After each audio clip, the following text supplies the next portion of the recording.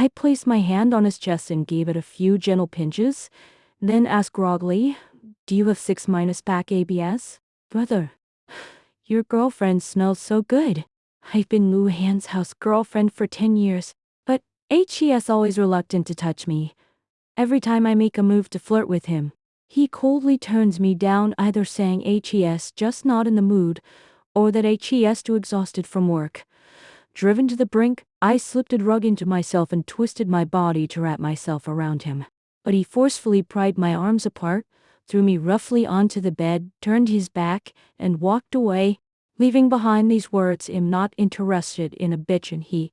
The drug's effect surged, and I cried, my hands trembling as I dialed the phone of his best friend. "Guyen Zhang, I'm about to die, could you please come save me?" Guyen Zhang arrived very quickly. He kicked the door open, rushed to the bedside, grabbed the blanket and wrapped me up in it. Then picked me up body and blanket and ran out the door, hold on tight. "I'm taking you to the hospital." He carried with him the chill of the outdoor wind and snow, momentarily clearing my hazy mind. Going to the hospital wasn't an option. It would be too embarrassing. I twisted and struggled, trying to get out of his arms, but he just held me tighter. All I could do was reach out from under the covers and pound on his chest. "Put me down. I don't want to go to the hospital." His pectoral muscles were surprisingly elastic. His fists didn't feel hard at all when they landed on them. Yet he remained completely unfazed and gave me a fierce glare. "Stop messing around. If you're sick, just go to the hospital for an injection and some medicine." His voice was harsh, and the rumbling in his chest vibrated all the way to my ears. Suddenly, I lost all strength to resist and could only whisper pleadingly, "Can't we just skip the hospital?" Perhaps sensing my distress, his voice softened. "Don't be afraid. I'll stay with you."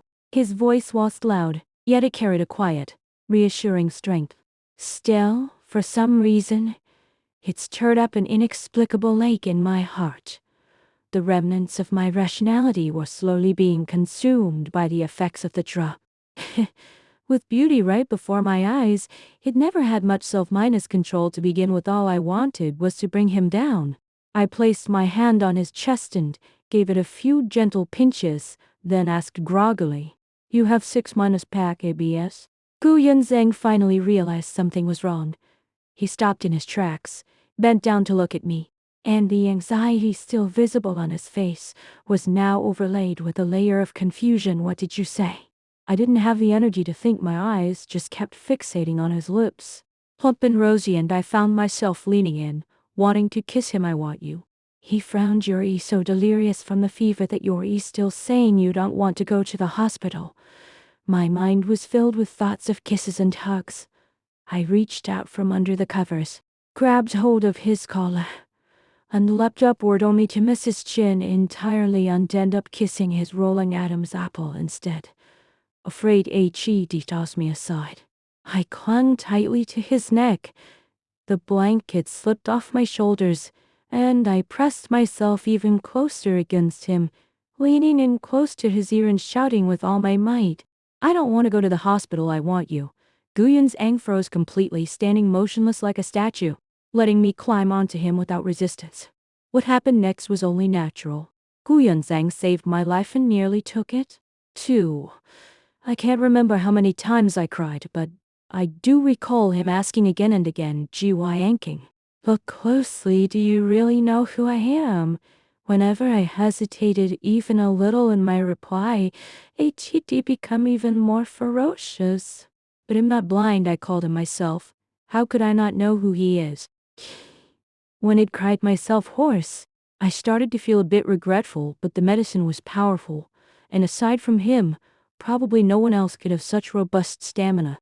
Besides, he was handsome, pale skin, lean muscles, and a faint hint of mint lingering on his body. Just before exhaustion finally pulled me into sleep, I found myself thinking, having fallen asleep like that on our very first encounter, it was worth it all. After falling asleep, I found myself dreaming of Lu Hanju.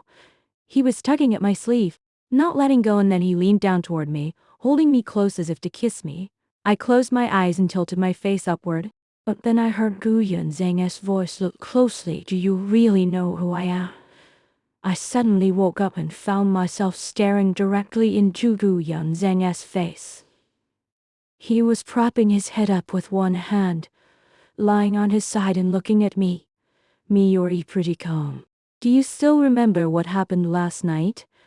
I pretended not to understand and shook my head. He chuckled briefly, then said, "Well then, let me help you jog your memory." With that, he leaned in closer. Looking down at me from above, the memory of begging for mercy through tears last night suddenly flooded back, sending a shiver down my spine. I quickly changed my tone. "Of course, I remember. I remember everything now." He stopped pressuring me, turned over and lay down, then asked if I was feeling unwell and whether I wanted to go to the hospital for a checkup if we can find some evidence. It'll be easier to report the incident to the police and figure out who gave you the drugs. I finally confessed that it'd been the one who slipped the drugging.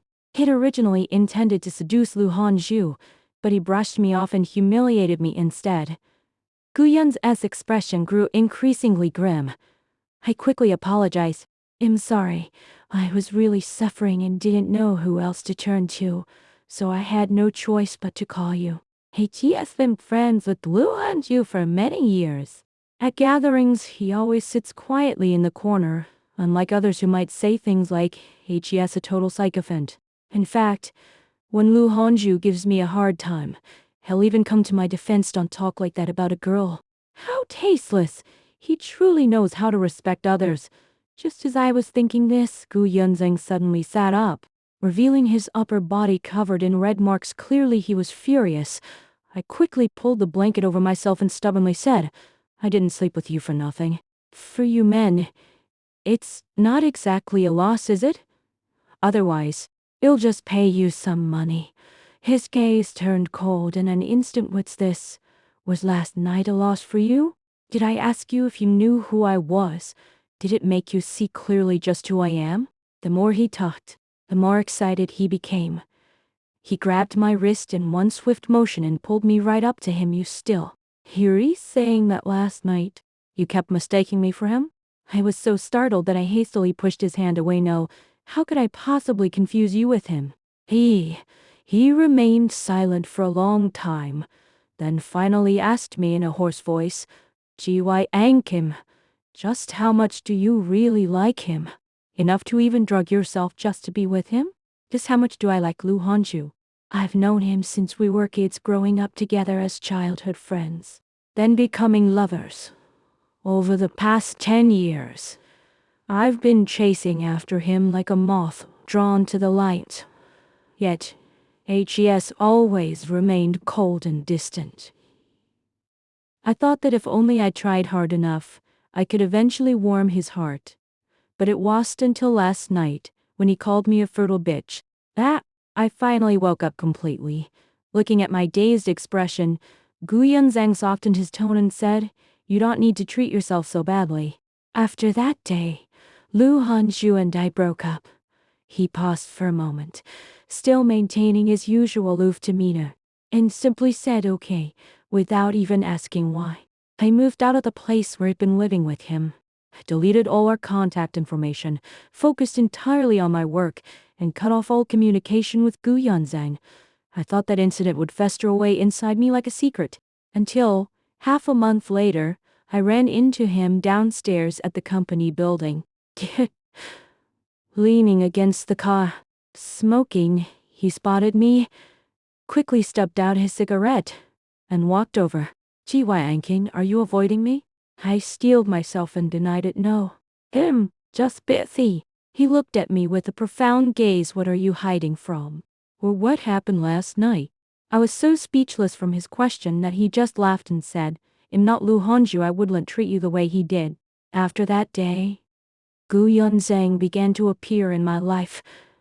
He'd pick me up from work, take me out to eat the foods I loved, and bring me warm midnight snacks when I was working overtime. And like Lu Hanju, who always just said I'm busy, during a company team- building event, I ended up drinking quite a bit. Gu Yunzhang came to pick me up, and I leaned against his chest, calling out his name in a daze. He bent down and responded softly. His voice was unbelievably tender. After he took me home, he wiped my face, gave me water, and stayed by my bedside until I fell fast asleep.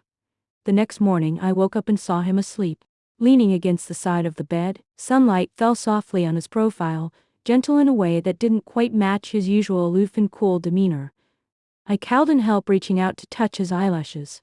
He woke up, grabbed my hand, and looked at me with clear, sharp eyes. "You're awake?" I hastily pulled my hand back, but he tightened his grip even more. Yanking. Stop hiding from me. I looked at him, my heart aching and soft all at once. Gu Yunzang. This isn't right for us. You're Lu Han's house brother. Yes, my brother, but I've liked you for more than just a day or two. His words struck like a bolt of lightning. The same words exploded in my ears before. I could only watch as you revolved around him. Watching him treat you badly. Now that he doesn't want you anymore, I want to be openly and honestly good to you. Hey. I was stunned. Hey, 10 years. Gee. Why, Anking, I've been waiting for you for 10 years. I'm dating Gu Yunzang. Yes, spoiled me like a princess. Knowing that my stomach isn't good, he gets up early every morning to make me breakfast. Knowing that I'm afraid of the dark, no matter how late it is, he'll always walk me home. Knowing that I lack security, he keeps his phone completely open to me and always lets me know where he is, no matter where he goes. Lu Hanju came looking for me later. He probably heard that I was with Gu Yunzang, and his tone was impatient. King, have you had enough of this drama? Just come back? I'm not going to hold it against you for being with Gu Yunzang.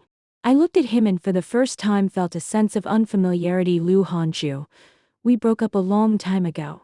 You and our relationship is over. He frowned and said, what's gotten into you? Haven't things always been this way before? It was me who was foolish. I thought that as long as I tried hard enough, you'd eventually notice me. I looked at him and said slowly, one word at a time. But now I've realized you don't love me. You've just gotten used to having me orbiting around you. Now that I'm no longer circling you, you're out of practice, aren't you? He was left speechless by my question and could only fire a harsh remark. Inking. Don't you dare regret it. Gu Yunzang is my brother. He'll never be sincere toward you. But he was wrong. Gu Yunzang's sincerity was truer than anyone else's. A year after we'd been together, Gu Yunzang proposed to me. It was a grand affair just in our little home. He prepared a table full of my favorite dishes, pulled out the ring, and his palms were so sweaty with nervousness that he couldn't help but say, Anking, before I could only watch you love someone else. Now, I want to love you for the rest of my life. Will you marry me? I looked at him and nodded with a smile. I'm willing. On the day of our wedding, Gu Yunzang took my hand, his eyes brimming with tenderness that seemed ready to spill over. He whispered in my ear, I told you I've been waiting for you for 10 years. Now, I'm going to spend the rest of my life by your side. It turns out that some people have long since hidden their love in the little details, and by the time you look back, hey, it's still been right there all along, never having left.